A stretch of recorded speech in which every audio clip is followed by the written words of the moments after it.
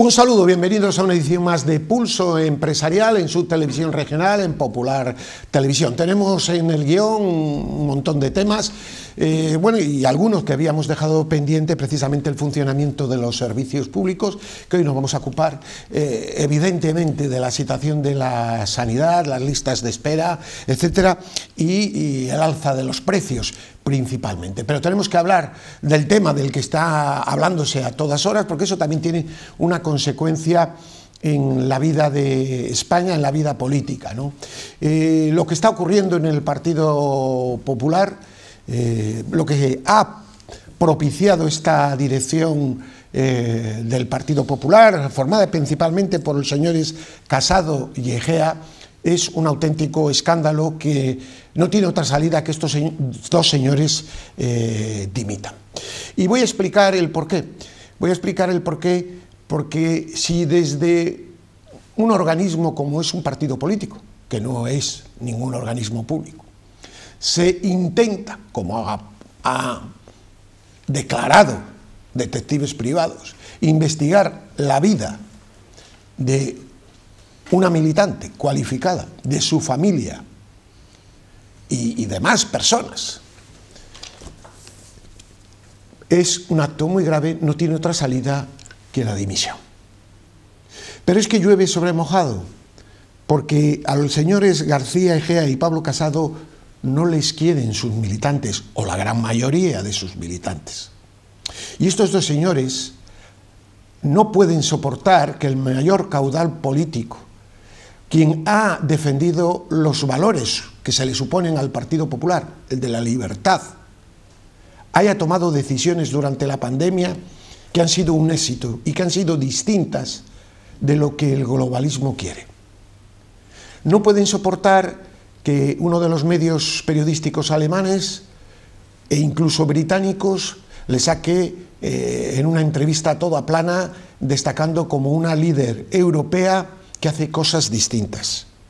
No pueden soportar su gran victoria electoral y el cariño de votantes, y no estoy hablando de militantes. Por lo tanto, estos dos señores han llevado al partido, con esa decisión, a una situación extrema. Yo creo que el PP no más que tiene una solución: refundarse. Lo tenía que haber hecho mucho antes, lo que tenía que haber hecho después del caso Gürtel, y no haber seguido, pues poniendo parches. Vaya desde aquí mi respeto a esos alcaldes, esos concejales, gente honrada, la inmensa mayoría, y cargos públicos, que, que creen en unas ideas, y que estos personajes ambiciosos quitan la ilusión en un momento crítico de España, en un momento, en una situación que dejan sin oposición fuerte al gobierno de Sánchez, uno de los peores de nuestra democracia. Pero seamos positivos, habrá nueva alternativa, con las siglas del PP o con otras siglas, nacerá alguien que defienda las ideas, porque podríamos hablar mucho, porque este no es un programa político, pero creo yo que la situación me obliga a hacer esta valoración personal. Les doy a nuestros contertulios un minuto para si quieren aportar algo, y si no, entramos en los temas que tenemos previstos en el guión. Don Carlos, ¿quiere añadir alguna cosa? Yo no voy a hablar del PP, voy a hablar de la situación política, que es al final también una situación económica. Al final nuestros políticos, no todos, pero sí, parece ser que cada día empiezan a abundar más, se han convertido en profesionales de la política y viven de la política, y entonces perder el cargo público, perder la presidencia del partido se convierte pues prácticamente en la pérdida del empleo y de un futuro. ¿Eso qué hace? Pues que las estructuras de los partidos al final vivan más para mantenerse que para conseguir que este país vaya mejor y que sea un país que funciona. Y eso es lo que parece en el fondo que es lo que está sucediendo. Hay un problema, lo hemos dicho en esta mesa muchas veces, hay un problema de valores importantísimos, y parece que todo vale con tal de mantenerme, me da lo mismo, en la poltrona de la presidencia de una comunidad, sí, de una diputación o de un partido político. Y el enemigo ya no es que no tiene que ser el enemigo, sino el contrincante. El contrincante ya no es el adversario político, sino el propio compañero de partido que me puede quitar la silla dentro del partido. Lamentable. Don Aurelio, una breve valoración. Bueno, sí, no, lo que ha pasado, lo que está pasando ahora en España con el Partido Popular es que, digamos que se ha puesto blanco sobre negro. A dónde ha llegado, cómo se ha desvirtuado el objetivo de la política, sí, donde los intereses personales, absolutamente personales, priman sobre los intereses de la ciudadanía. Los políticos, como está sucediendo hoy en la cúpula del PP, han dejado de representar a los ciudadanos para representarse a sí mismos y permanecer a toda costa en el poder. Aquí hemos visto que todo esto que está pasando es la consecuencia de un liderazgo débil, de un liderazgo que no ha respondido a las expectativas de los españoles. Todos hemos visto esta deriva del PP, esta debilidad frente a una oposición que es un verdadero desastre, y su salida ¿cuál ha sido? Pues cargarse, intentar cargarse, porque esto lo venían persiguiendo hace mucho tiempo, a lo que representaba la auténtica esperanza de los españoles, de un nuevo liderazgo, de unos nuevos líderes que de verdad representaran a los ciudadanos, porque yo esto lo he palpado en mis viajes a Madrid, he visto que los ciudadanos se sentían representados de verdad por la presidenta de su comunidad, una mujer que no se para en lo superfluo, sino que va al meollo de la cuestión, que está poniendo a Madrid en una situación muy buena y que ha adquirido un relevo importante en España y que ha representado, a mi modo de ver, una esperanza grande para el PP, que nunca cuestionó además el liderazgo, ese liderazgo débil de los dos fundamentales que lo representan, pero bueno, muy aferrados también a ello, se han mostrado muy celosos y han buscado y han creado la situación para debilitar a esta presidenta, pues buscando cosas y actuando como de fiscales.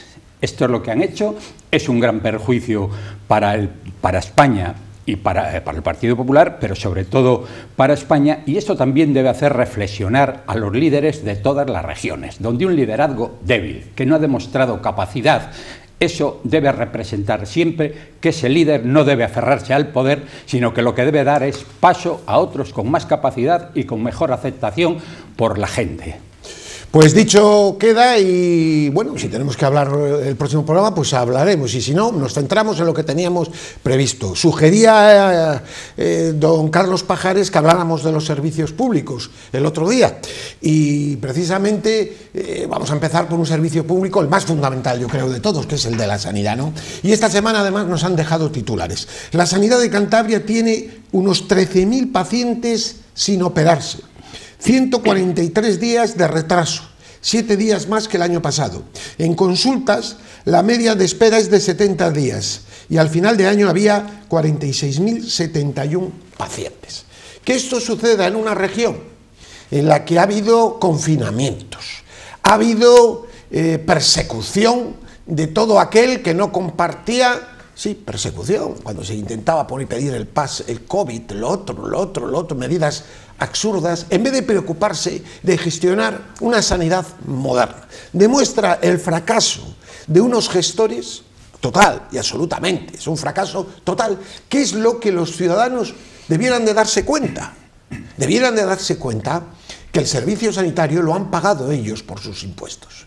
Que no, ningún gobierno, ni este, ni el otro, ni el anterior, les está regalando nada. Porque parece que los políticos son los que nos dan los regalos, las migajas. No, lo pagamos con nuestros impuestos y bien pagados. Y son los que con decisiones absurdas maltratan los servicios, desprecian a las personas y tratan a las personas pues un poquitín mejor que a los animales, pero no crean que es mucho más, porque cuando te enteras que hay 13.000 pacientes en lista de espera, pues es un colapso.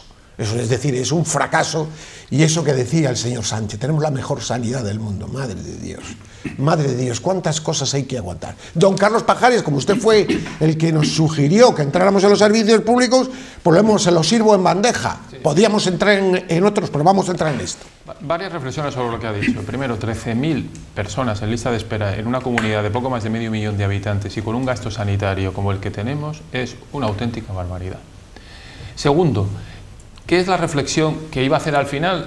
Pero que la voy a empezar por el principio. Estas cuestiones a veces sirven para ciertos políticos y ciertos administradores nuestros para cargarse de una razón que es la que me gustaría que nuestros televidentes empezaran a desechar, y es, para acabar con todo esto hace falta, ¿qué es lo que nos van a decir?, pagar más impuestos.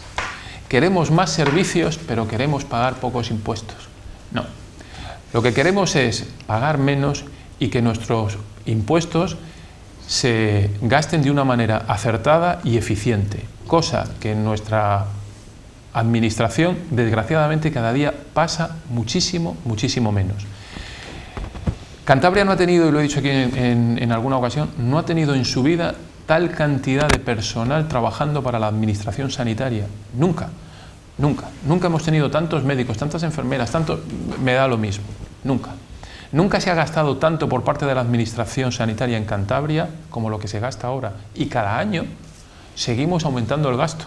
Se sigue aumentando el gasto. Y sin embargo, como usted bien decía, las listas de espera no desaparecen. Se está llevando todo a tal confusión. Voy a poner un ejemplo. Me gustaría que estuviera aquí el director general ahora es del grupo AXA, antiguamente el Igualatorio, creo que todavía se sigue llamando Igualatorio. Es curioso que aquí con lista de espera, nuestros convecinos, nuestros conciudadanos, si quieren salirse de las listas de esperas tengan que salir fuera de la comunidad a operarse a otra comunidad autónoma, porque no se puede utilizar con la normativa actualmente, no se puede utilizar por ejemplo, Montpía, para que se hagan operaciones para una clínica más extraordinaria. Extraordinaria, que no se puede utilizar. No se puede utilizar porque como los accionistas, ya no sé si eso podrá ir cambiando, los accionistas o los trabajadores, coincide con los médicos en Cantabria, muchos de ellos, los que trabajan en la clínica, también son trabajadores de... Eso impedía, porque iba a beneficiarse doblemente, pero sin embargo tenemos el sistema de peonadas que sí hace que el propio médico trabaje, por trabajar más, reciba más dinero. Lo que quiero decir es que es un detalle que no tiene mayor importancia, lo que quiero decir es que nadie se ha sentado desde un punto de vista de organización práctica para hacer mucho más eficiente y eficaz nuestra sanidad. Cada día gasta más. Otro dato que también a mí me gusta a veces comentar, si un señor paga la póliza médica más cara que haya en nuestro país, verá que lo que paga por esa póliza, que la tiene que pagar y siente que la paga, cuesta más barata que lo que nos cuesta la sanidad a cada uno de los cántabros. Teniendo en cuenta además que nos hacemos aquí en Cantabria, y no digo aquí en Cantabria, como en casi todas las comunidades autónomas, nos hacemos muchas veces trampas en el solitario. Porque la mayoría del gasto, que es gasto 1, que va también casi todo a sanidad, luego mucho de ese gasto se enmaraña en otras partidas donde van también gastos relacionados con la sanidad o indirectamente con la sanidad. Y con eso, no solo con la sanidad, sino con otras muchísimas más. Nuestros servicios públicos no funcionan de acuerdo al esfuerzo económico que realizamos los cántabros. Y lo hemos vivido y lo estamos viviendo ahora. Hablamos el otro día de los bancos. Nos quejamos de los bancos, que no dejan de ser, curiosamente, entidades privadas, que uno puede elegir a la que quiera irse. Todo esto, por no entrar en el debate del otro día, obviamente con sus matizaciones, que tiene muchas, pero sin embargo no exigimos lo mismo, donde sí tenemos la obligación de exigirlo, que es donde sí pagamos nuestros impuestos. Como usted bien decía, no nos los regalan, lo pagamos y lo pagamos muy bien.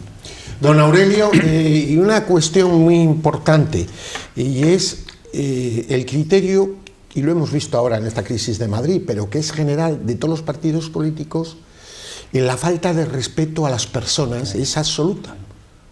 Y en el ámbito sanitario tremendo, no digo de los médicos, algunos son extraordinarios, así que, pero sí, por parte del aparato me quiero referir, es más en el tema, es decir, el ciudadano se está convirtiendo, que es lo que quiere, por cierto, el globalismo, es una especie de soldado que le mueven para acá, para allá, que le meten luego un chip para controlarle, que es lo siguiente, y que la gente no se está dando cuenta. Oiga, no, mire, yo soy un ciudadano libre, independiente y autónomo.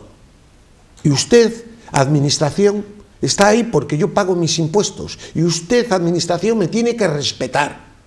Y eso tienen que saberlo y exigirlo. Don Aurelio, perdone esa... No, bueno, es cierto, ¿no? Lo estaba pensando cuando don Carlos estaba hablando de cómo el ciudadano no exige.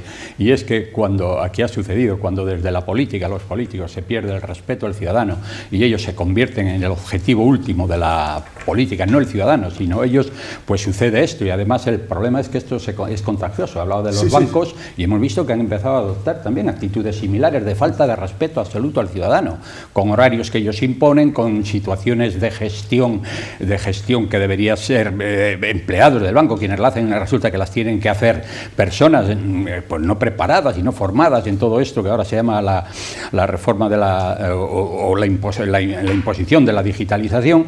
Bueno, pues es un problema que se extiende. La falta de respeto de los políticos al ciudadano se está extendiendo también a la empresa privada y parece que todos tenemos que estar al servicio de toda esta gente. La sanidad han conseguido destruirla totalmente, porque esta deriva, yo lo había, pues como persona que ha trabajado en ello durante muchísimos años y estoy especializado en muchos temas relacionados con esto y con la farmacología, lo que siempre he visto cuando se hablaba de la gran sanidad que había española, yo siempre he dicho lo mismo, digo, no hay una gran sanidad en España, lo que hay es un gran esfuerzo de los profesionales para suplir las carencias que tiene esta sanidad, un esfuerzo que muchas veces no les es valorado ni respondido, porque ahora estamos viendo que ante los problemas que surgen y que no han partido precisamente del estamento profesional, sino que ha partido de la política, ahora estamos viendo las agresiones que está habiendo a sanitarios, y eso es inadmisible, porque es ir al último eslabón. Tienen que ir ustedes a la cabeza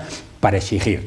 La sanidad han conseguido cargarse. Yo no he visto un caso como el que se ha dado durante la gestión de la pandemia, y he conocido pandemias, y las he conocido ya profesionalmente siendo muy joven, como fue una pandemia, como fue la gripe asiática, de la que nadie habla. Yo creo que ya nadie queda que la conozca, aparte de 3 o 4 personas que la vivimos profesionalmente. Bueno, ¿cómo se resuelve la pandemia? ¿Qué se ha hecho aquí? Pues se ha cerrado la atención primaria. Una pandemia de este tipo deberían haber estado en primera línea el médico de cabecera, que se llamaba antiguamente, atendiendo a los pacientes y derivar al hospital a aquellos pacientes con complicaciones y con la afección severa de la enfermedad, ¿no? Pero no, es que ha sido ante cualquier problema a las urgencias, a los hospitales. Se han saturado los hospitales y se ha creado un verdadero fisco de la sanidad. Ahora estamos viendo que ya esta nueva variante Omicron ya va por libre porque tiene un escape absoluto a la vacunación y a la inmunidad. ¿Y qué es lo que está sucediendo? Pues mire usted, se está erradicando porque se está produciendo la inmunidad de grupo por los contagios. En el momento que la población, hay una parte importantísima de la población ya que lo está padeciendo, que esa es la auténtica vacunación, se está produciendo la inmunidad de grupo y por tanto se va haciendo más leve, menos virulenta esta patología. La intervención de los políticos en la sanidad, pues mire usted, uno de los efectos fundamentales que ha tenido, porque meten la mano absolutamente en todo, es la desmotivación de los profesionales. Porque hablaba Carlos de las peonadas. Es que yo creo que no debieron ni admitir ese nombre. A mí me parece un nombre absolutamente impropio para profesionales de la medicina. Por tanto, yo creo que hay que reivindicar, el médico debe reivindicar su posición, debe ser el responsable de los servicios, debe administrar sus consultas, porque nunca se dio este nivel de listas de espera de 13.000 personas para ser operadas.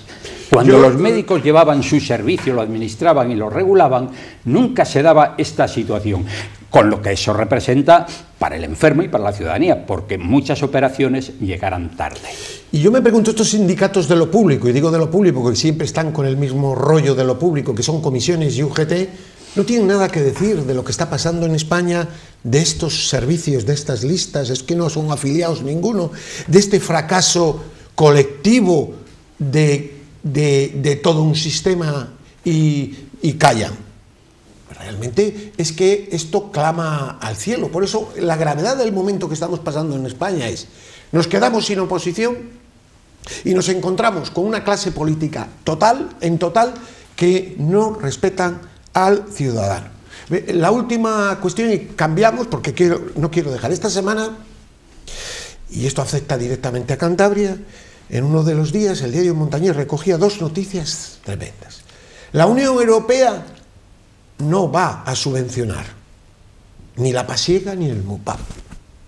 Y al mismo tiempo decía, las cercanías Salierganes se van a suprimir 40 frecuencias semanales y va a tardar 8 minutos más. Y aquí no pasa nada, nadie se pone delante de la puerta del gobierno regional, nadie dice. Yo escribí el otro día un artículo que, no sé si se acordan ustedes de la crisis de gobierno en Italia de los años 70 y 80, que estaba igual casi un año sin gobierno y funcionaba mejor. Estoy seguro que ahora mismo se marcha el gobierno regional y se deja todo en piloto automático y funciona mejor. Estoy absolutamente seguro, porque no consiguen ninguno de los objetivos. Bueno, lo de la pasiega yo creo que lleva ya 12, 14 años hablando. Este es el cuento de la buena pipa. Y es como el que le dan un caramelo, pero ese es, volvemos al mismo, don Aurelio, la falta de respeto, ahora le doy a usted la palabra al revés, la falta de respeto al ciudadano, al votante y sobre todo al contribuyente, del que viven ellos, del que viven. Son servidores públicos y están ahí porque quieren. Y si no, que se vayan para casa y que trabajen en otra cosa. Don Aurelio. Sí, bueno, nada más puntualizar una cosa que quería dejar bien clara para que no exista ninguna duda. La ciudadanía debe defender con uñas y dientes la sanidad y la atención pública. Por supuesto. Es fundamental.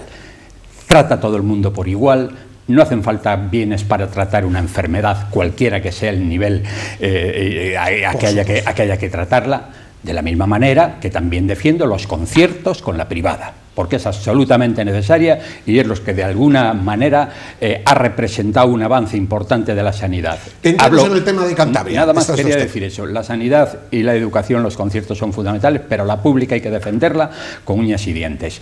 Bueno, quería decir, efectivamente, aquí vemos que todo es humo, don Gervasio, todo es humo. Estamos viendo los proyectos grandilocuentes o las formas de expresarlo con una grandilocuencia tremenda de estos proyectos, como era, pues eso, el tema de la pasiega, ¿no? Y luego el fiasco que representa que esos proyectos, pues resulta que no son, como en este caso, avalados por la Unión Europea. Esto por un lado. Yo confío en que esto de la pasiega es el proyecto estrella del futuro. Parece ser que el consejero de Industria, que me parece una persona muy resolutiva, está en ello, y yo creo que esto lo lleven a cabo, aunque sea con créditos del Banco Europeo de Negocios, como nos han dicho. Pero hablábamos de los servicios y de las formas que afectan mucho a la vida cotidiana. Y es que dice que suspenden ahora, que es algo tremendo, en cercanías, 40 trenes y que además 8 minutos más. Y que todo lo hacen por el bien nuestro. O sea que además tenemos... Vamos a ver, aquí hay que reivindicar ya con seriedad el servicio de cercanías, porque era un gran servicio que siempre resolvió muchos problemas a los ciudadanos. Hay que hacerlo. Hay que resolver el problema de las comunicaciones. Tenemos que resolver los problemas de relaciones con el gobierno central, dejar de hacerle la ola al gobierno central y empezar a exigirle, de tal manera que esta región pueda salir mínimamente a flote, porque el endeudamiento sigue aumentando y los servicios disminuyendo. 1 minuto y medio tiene. Dos cosas. Respeto al votante. Yo creo que respetan al votante y le voy a explicar por qué. Sí, le voy a explicar por qué. La campaña electoral. No, le voy a explicar por qué. Y otra cosa, estamos confundiendo servicio público con que el servicio público te lo tenga que dar un funcionario o un personal estatutario. Bueno, sí, bien, eso es no, pero de ahí viene lo mismo, el respeto al votante. Y viene Argentina, Venezuela y Cuba. Estamos convirtiendo una sociedad en la que vivimos o vamos a terminar viviendo prácticamente todos del presupuesto del gobierno, sea autonómico o central. De hecho, en Cantabria, directa o indirectamente, entre los que son pensionistas, los que son funcionarios, personal estatutario y los que trabajan para empresas públicas y tal, pues ya prácticamente nos vamos a bastante más de la mitad de la población. ¿A quién respeta el partido político? Fundamentalmente a quien le puede votar, y como desgraciadamente los que votan ahora viven mayoritariamente del presupuesto público, nos encontramos que aquellas cuestiones que son importantes y que atañen a la empresa y que generan valor y generan riqueza, pero no generan votos. Y lo que no genera votos no tiene tanto respeto. Ese es el problema para mí, que al final Están más preocupados, dice usted, los sindicatos, y es que al final los sindicatos defienden mayoritariamente a su masa electoral y no dicen nada porque no están, ahora mismo no están muy perjudicados. Y lo veíamos, no, están muy beneficiados, claro. Hombre, ellos, decíamos, no sus afiliados. Decíamos al principio, la falta de atención directa en las administraciones públicas, sea cual sea, es atroz. La pandemia, con más funcionarios. Con más funcionarios. Bueno, no queda tiempo. Ha sido un programa muy intenso, pero seguiremos si Dios quiere y seguiremos en estos tiempos en los que se ve que la libertad, lo que le ha pasado a la señora Ayuso. Si es que en el fondo venimos 2 años, creo, hablando del problema de la libertad. Y esto es lo mismo. El que se sale del carril, habría que hablar de esas reuniones del señor Egea, esas cenas con Zapatero, de por qué se retiró o se evitó ir contra el que dirigía Paradores por un caso serio. Todos estos cambios y cenas debajo de la mesa, ¿a dónde quiere ir el Partido Popular? ¿Y en qué partido se quiere convertir? ¿En un partido de izquierdas? Ah, claro, que obedece al globalismo. Vale, pues que se vayan con la agenda y el globalismo y a ver cuántos votos tienen. Don Aurelio, muchísimas gracias. Gracias. Don Carlos Pajares, a ustedes paz y bien.